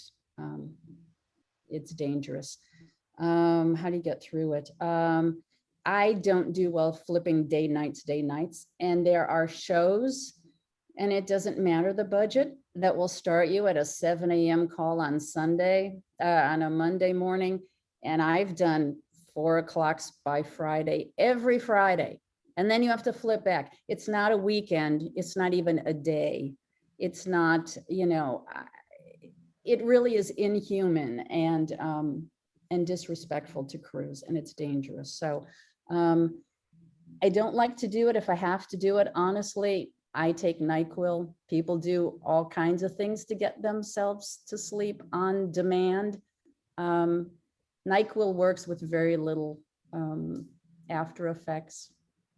Some people do alcohol and other things. I'm not going to recommend what to do, but in the industry, we take NyQuil. It's a thing. And take a day off if you have to, if you can, at least, or every other Friday. I did a show once. I was the Friday girl, and it gave the utility person or boom operator, I can't remember what I was doing at the time. We didn't always have USTs. You just give somebody a break, and they can schedule the doctor appointment, the dance recital that Abigail's doing, whatever, just getting things done. Especially if you're on a series, you really have to pace yourself. And then there are a lot of times you can take off December and replace yourself. People will say, I'm looking for work, and people want to connect with their families, especially as parents age or grandparents. You really want that family reunion time. So it's common to get somebody to replace you during the holidays. I'm sure we all have tips and hints. Those are the ones off the top of my head. Yeah, I think self-care is very important as part of the crew. We work really hard. We're moving equipment. As a boom operator, you've got your arms up. I would say massages are mandatory. I would probably not be doing this at my age in the 50s, approaching 60s soon, if I didn't do Pilates. I mean, take the time to spend that money, get a private trainer. You have to work your body off the clock because you're going to be demanding a lot of it on the clock. I found as a utility, this is kind of crazy, I just came to this, that having hard nails and nice looking nails is important when you're wiring the talent, because sometimes you don't have a screwdriver and you need that nail to be that screwdriver. So I've been getting gel manicures. I mean, it's 30 something every 2 weeks, but I just factor that into, that's the part of, that's the price of doing my job. And, I don't like dirt under my fingernails. I don't think actors like seeing dirt under your fingernails when you're in their face. So I do that. And the sleep, we worked till 3 a.m. last night and I had a board of directors meeting at 9. I showed up at 10 because I thought, I will probably just fall asleep in it if I don't get that extra hour. And I have a busy schedule today. So, you got to take that time for yourself and don't overbook yourself. I say no to shows if I'm feeling like I've done too many already in the year. And I look at my bank of hours in the union, you get a certain amount of hours and then you're kind of qualified for the year and for healthcare. And I gauge it like that. And I try to keep my overhead a little bit low at the house, so I can say no to certain projects. I'm not accepting every single thing that comes down the pike. Lunch naps. Nap during your lunch. Now take your food. Get a hammock. Or get a So real true. chair. Everybody has a hammock. Yeah, that will save you. That's true. I remember doing a show in Las Vegas years ago. I just took a ferny pad under the craps table, and because the casinos are always open, they don't close them for us. And I was just under there. You learn to sleep wherever you can. It's not great sleep, but a little bit will get you. You know that the cotton batting that the special effects uses for snow? We had a big pile of that right next to the mixer's cart, and I made a nest out of it. And I crawled right in and I put the top right over. Nobody knew I was there. And then they're like, okay, we're back. And I opened the top and my mixer was like, holy crap, you were there the whole time. You do these things and say, I'm an adult and this is what I'm doing. I'm sleeping under a craps table. Yeah, the glamour. Oh, well, hey.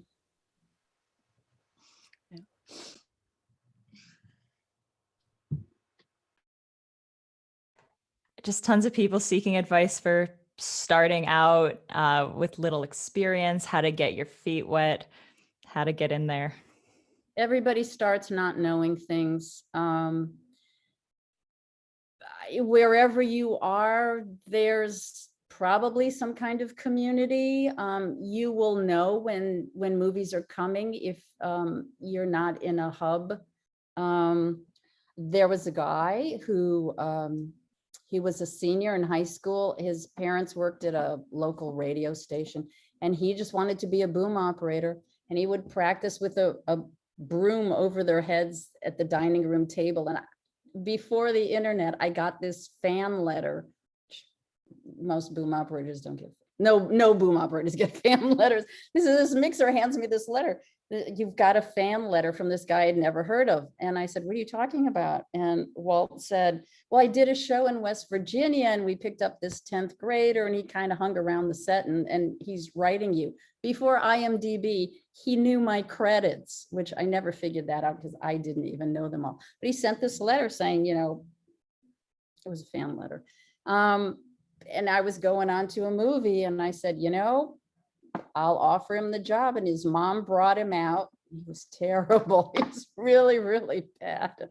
And by the third day, I'm like, mixer, we have to get rid of this guy. You do it nicely because you're the head of the department. And he wouldn't. He said, no, he'll work it. He'll work it out. And eventually, you just bring them along. And once he left that show, he started doing, I don't know what, AFI film school. There are always people who are going to need sound people. That's something you should know. If you're out there and you want to be a sound person, people need you. They never want to know what you're doing. They're never going to get in your face about it. Just do your best and they're going to get what they pay for, and you're going to learn. Always keep clients happy. It's more important than the quality of your work, because you'll always find some situation that isn't going to work. You can't solve some wiring problem or getting the sound everywhere because you've got an actor who just insists on improving, and the director wants to print that and go, and they're not going to change their mind. You're going to be unhappy about something about your work at some point, and you have to be okay with it. But you always want to do your best, and you always want to keep the lines of communication open with the director and producers and the people who hire you. And then, they'll have to solve it in post or whatever, or learn to take sound people on location scouts, which they don't do, and then seem surprised about. But I lost my train. I can't remember where I was going with it. Anyway, somebody else talk. Apparently, I need to shut up now. What other advice do y'all got for those starting into this career? Don't talk too much when you get on set. Good one. Know when to be quiet, and the best sound people are the invisible sound people who do their jobs, and it's seamless. You don't see that, they don't make a big deal about it. You just go about your business, and then talk after work, have fun, and people will like you, and you will be, you'll embed yourself in your crew if you are not a big mouth, and don't talk smack about people ever. Don't think that the actors are your friends, or that you can have personal conversations. I would say don't do that for a long time. You'll know when, and you may be wrong. But in the beginning, just watch everybody, listen, learn, but don't be intimidated if you need something for your job.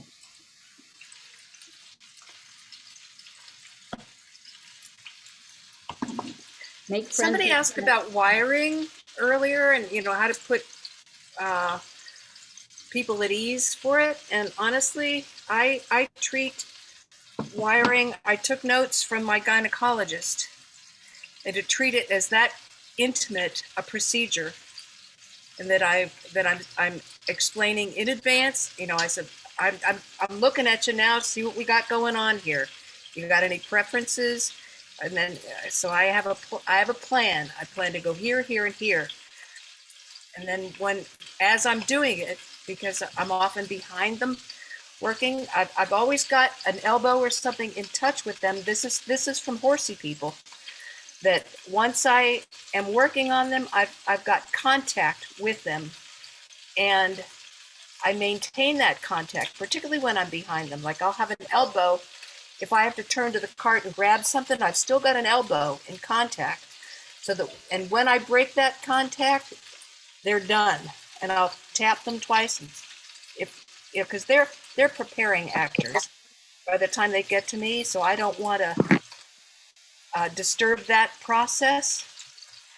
So when they're finished, I'll tap them twice on the shoulder or on the foot if I'm down at their ankle, and I don't have to say anything to take them out of their process. Part of that too is confidence. If you're with someone intimately, confidence. You don't go in shaken and like timidly to run a wire under a bra or to put a transmitter under somebody's bra.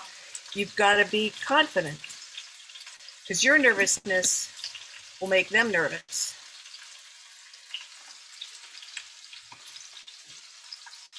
Camille, what's your advice for those starting out? get on set in any aspect. Like when I started, like I came from mastering, like whole filming was not even really in my scope of thought, like where, you know, I'd be. And I kind of got took on by a guy from special effects, like, but he's like, you got to start from the bottom. And like, there's in Toronto, like nepotism is a huge thing in our union, and I am not related to anyone. So I literally started pushing a broom around a studio doing construction labor. Like that's where I started, like right at the bottom, and I worked my way up into set. And like I lecture at a audio post a graduate course every year that I went to as well.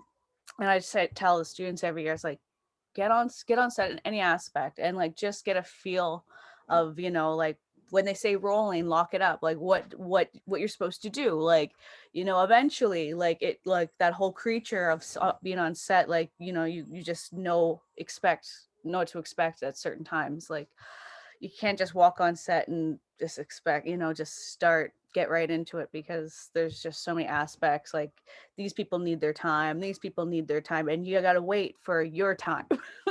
And then when you have your time, use that time in a, you know, an appropriate method. Like, because sometimes, you know, they don't like waiting for sound ever, you know, so you need to be definitive in your actions, like Jan said, confident in what you're doing.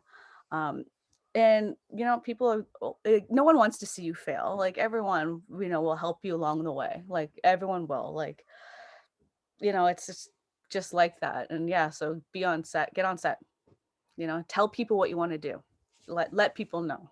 Like that's, use your words. That's my advice. Amanda, what's your advice for those starting out? I mean, for me, it was taking any and every job in the beginning, just because, you know, you don't know enough to like what we were talking about, like the things to look for in a project before you say yes or no. Before, you know, I gained that sort of insight, it was just take every job, because that's where I would learn the sort of red flags of the things going forward. And that's where I would meet the people that would eventually, you know, that would hire me on to the next thing. I mean, you have no idea who you're going to meet on a project, as far as, you know, it could be the script supervisor on this one short has a buddy who's a producer and they really liked working with you and they're going to recommend you. I mean, the connections are all over the place. I mean, I think someone had asked about networking, and it's just, you never know, you know, sort of who could lead to the next potential job. And so in the beginning for me, it was just, I just took everything. I mean, it was, I can work from this day to this day, and then, okay, now I'm free to these days, you know, whatever it was, just to fill my schedule with work. And that was meeting people, it was getting more experience. Maybe it was $100 a day. Then it would, you know, then I book a job that was like, oh my God, they want to pay me $500. You know, it was like, I mean, the things, you know, eventually, you know, snowballed into bigger things, but it really was just saying yes to everything. Granted, there are certain times where I would read a script and know absolutely that I do not want to be a part of whatever story that they wanted to tell. There was just certain subject matter that I didn't feel comfortable, you know, aligning my name with. So there are certainly, I'm not saying a blanket say yes to everything in that regard. If there are things that make you feel uncomfortable or unsafe, or, you know, they're shooting in a location that you don't want to go to overnights in some dangerous part of town, obviously don't say yes to that. Know your own personal limitations and boundaries. But if it's a job, you know, and it's something that you want to do, I mean, then just do it. I mean, because you never know. I mean, it could be a disaster.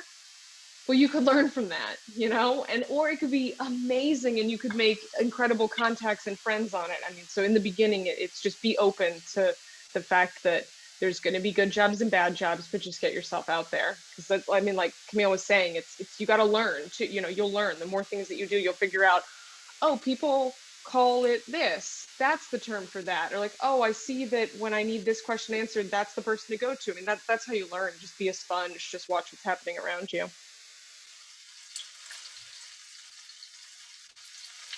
Jennifer, did I ask you yet? I've lost track. Did you give your advice? Sorry, I'm getting ready to go somewhere. Oh yeah, we've hit 2 hours. Yes, and just don't be too chatty. That was what I said. And, you know, like take the job. Don't be afraid. If, you know, there's this thing called Imposter Syndrome where women seem to think that they're undeserving of their success in their careers. In tech, it happens a lot. And so take the job. You can do it. Put yourself out there. That's it. That's perfect. I have one last question for you because we've hit 2 hours now, and this has been like so awesome for everyone, I'd imagine. I mean, I'm having a great time.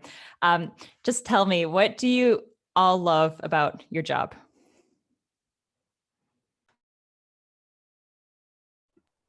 I love every day is a new adventure. I like that I'm at a new location. The same thing never happens twice. And you're, for one moment you might be in a room with this one person, the next day it's someone else. You get to go to locations that the public isn't open to. You get to see a lot of cool things. It's just a total circus ride, We're the traveling circus. True. I love getting paid for using my mind.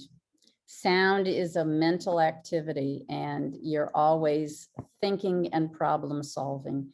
And I like being close to the director and the actors. That's important to me. I like that creative process. I like when it all comes together. It's a quiet location, really great actors, great words, great performances, great director, and getting the great tracks, capturing a performance that includes the entirety of the location. That I get so excited about that. Oh my gosh, yeah.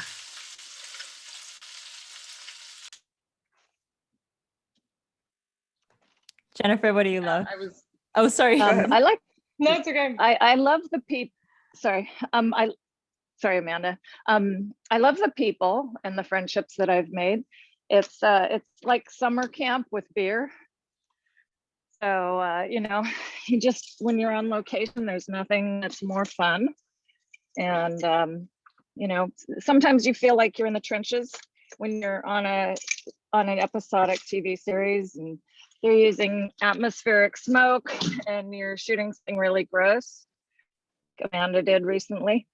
But it's really cool, and everybody wants to hear about what you did at work today when you go home or when you're at a party. So it's an amazing career. I mean, yeah, there are That's my times in take on which that.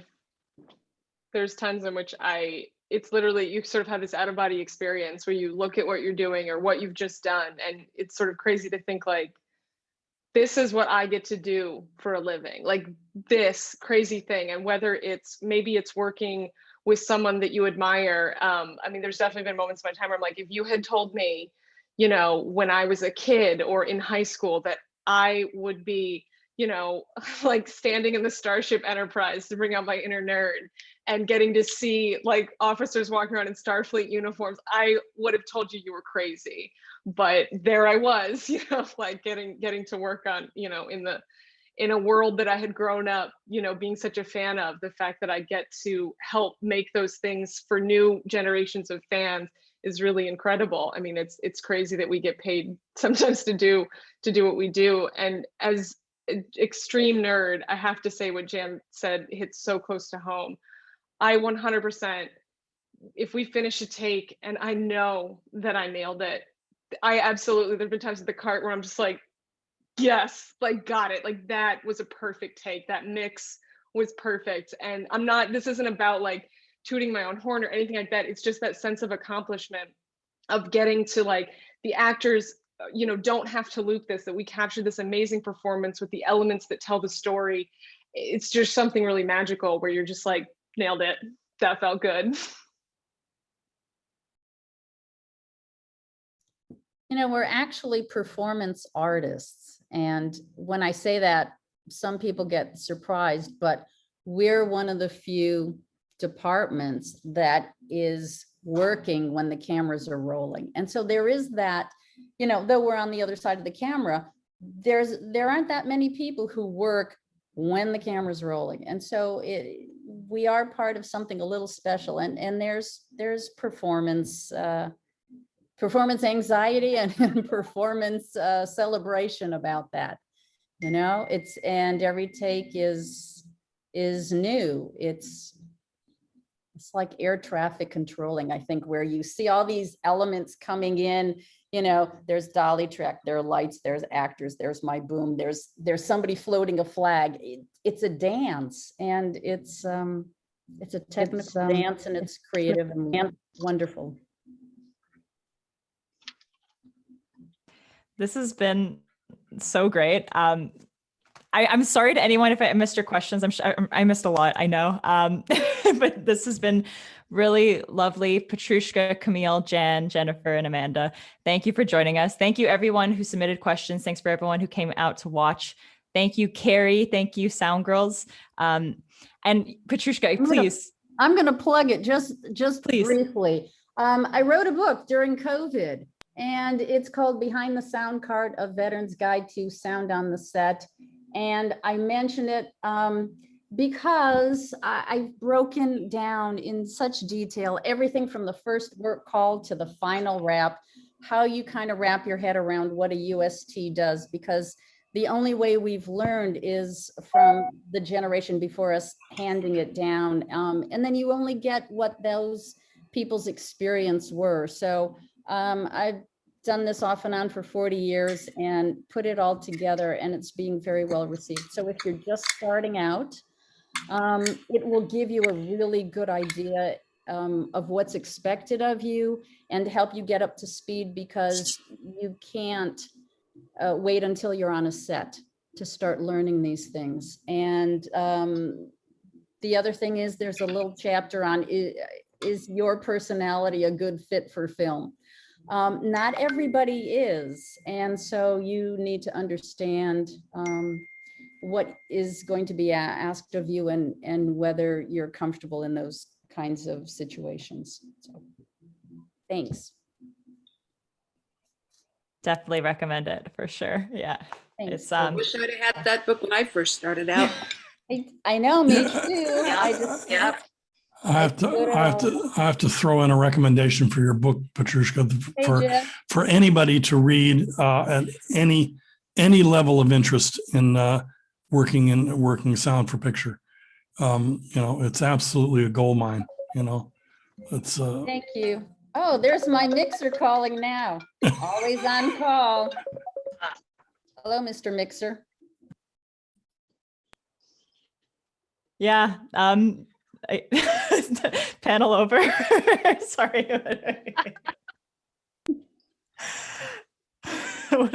It's nice to be wanted. Now, will he have dinner ready for you? And No, he's in Oklahoma. I know. I'm just.